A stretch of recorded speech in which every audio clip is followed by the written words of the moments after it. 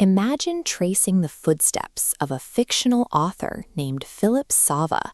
His travels lead straight into a dense, foggy forest. Memoirs of a Trespasser.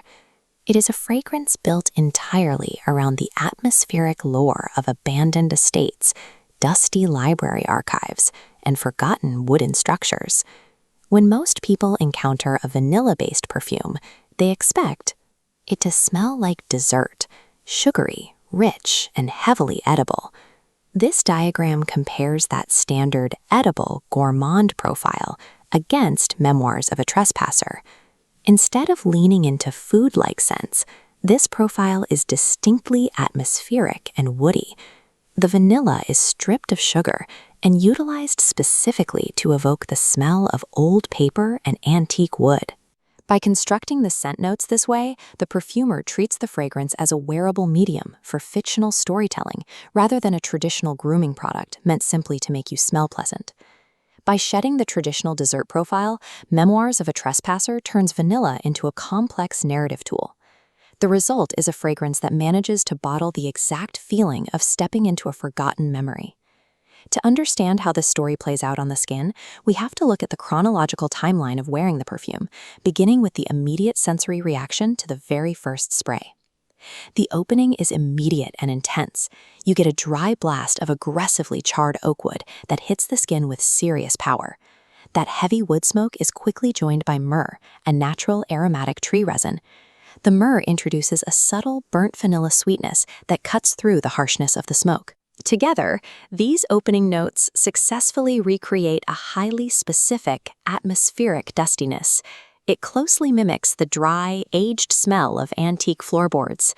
The way the burnt vanilla interacts with that sharp smoke creates a distinct physical sensation, much like feeling a draft of cool air settle into an empty, vaulted room.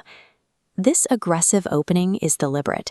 It immediately jolts the wearer out of their current environment and places them inside the physical space of an abandoned estate, ensuring the scent functions as a specific location rather than a cosmetic accessory. As we move further into the timeline of the wear, the middle phase approaches, and that initial intense blast of smoke begins to temper and pull back.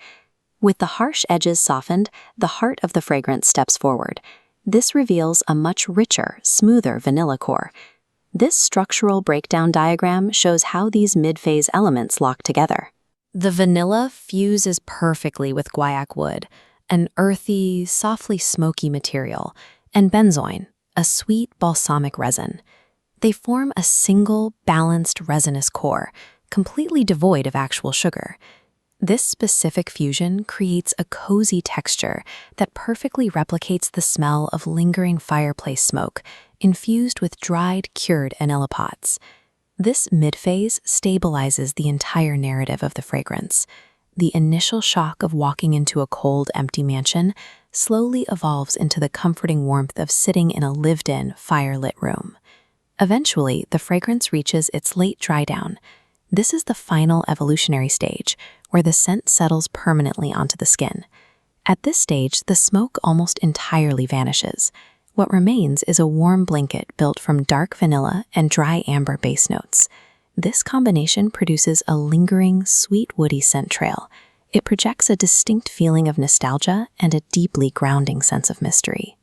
This final dry down represents the lasting memory of the scent on the wearer. It demonstrates the ultimate goal of the fragrance is to provide a quiet, highly personal comfort, rather than loud projection designed for everyone else in the room to notice.